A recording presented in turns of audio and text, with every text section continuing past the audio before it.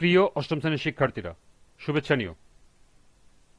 আজকে আমি তোমাদের বাংলাদেশ ও বিশ্ব পরিচয় বিষয়ের নতুন বই থেকে চতুর্থ অধ্যায় বাংলাদেশের অর্থনীতি এর 43 পৃষ্ঠার কাজ সমাধান করে দেব। প্রথমে তোমাদের বলবো যে আমার চ্যানেলটি সাবস্ক্রাইব করো নাই, তারা আমার চ্যানেলটি সাবস্ক্রাইব করবে এবং আমার সাথে থাকবে। তাহলে চলো আমরা ক্লাস শুরু করি। বাংলাদেশ ও বিশ্ব পরিচয় পৃষ্ঠা নং 43, কাজ দারিদ্র্যের দুষ্টচক্র কিভাবে উন্নয়নকে বাধাগ্রস্ত করে। তো চলো এখন আমরা এর সমাধান দেখে নিই। সমাজে বসবাসকারী যেসব মানুষ জীবন ধারণের প্রয়োজনীয় মৌলিক চাহিদা পূরণ করতে পারে না তাদেরকে বলা হয় দরিদ্র।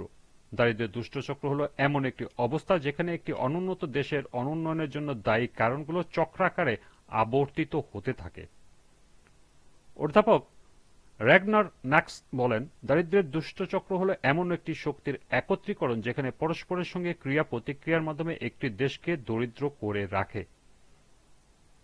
বাংলাদেশের মতো উন্নয়নশীল দেশের এক নীরব ঘাতকের নাম দারিদ্র্যের দুষ্টচক্র, যা ব্যক্তি, সমাজ ও রাষ্ট্র সকল ক্ষেত্রে পরিলক্ষিত হয়। বাংলাদেশের মতো সকল উন্নয়নশীল ও অনুন্নত দেশেই এই সমস্যা আজ প্রকটাকার ধারণ করেছে। যে কোনো একটি দেশের জনগণের আয় যদি কম হয় তাহলে ওই দেশের উৎপাদন কম হয়, আবার উৎপাদন যদি কম হয় তাহলে জনগণের আয় ও কম হয়। জনগণের এই আয় কম হওয়ার কারণে তাদের ক্রয় ক্ষমতা কমে থাকে। সে কারণে সে তার দৈনন্দিন জীবনের চাহিদা ভালোভাবে পূরণ করতে পারে না, কেননা ওই দেশের জনগণের ক্রয় ক্ষমতা কম বলে সেই দেশের বাজার দ্রব্যের চাহিদা কম থাকে। এ কারণে ওই দেশে বড় ধরনের বিনিয়োগ আসে না, আর এই বিনিয়োগ খুব কম বলেই ওই দেশে মূলধনের চাহিদাও কম থাকে। এদিকে মূলধনের চাহিদা কম থাকায় আবার উৎপাদনও কম হয়।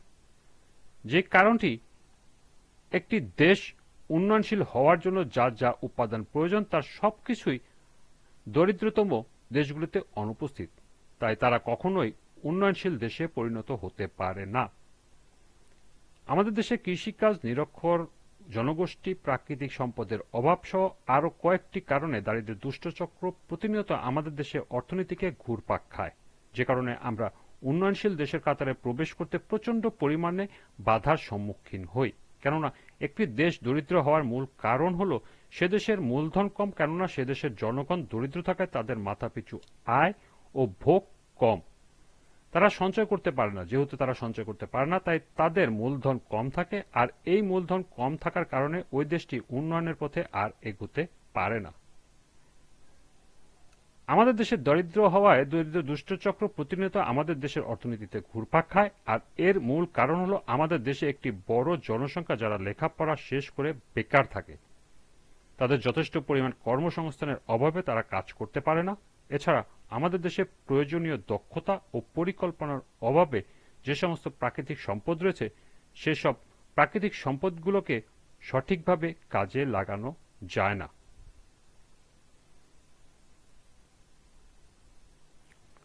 এই ছিল 43 পৃষ্ঠা কাজের সমাধান। আজকের ক্লাসটি এ পর্যন্তই।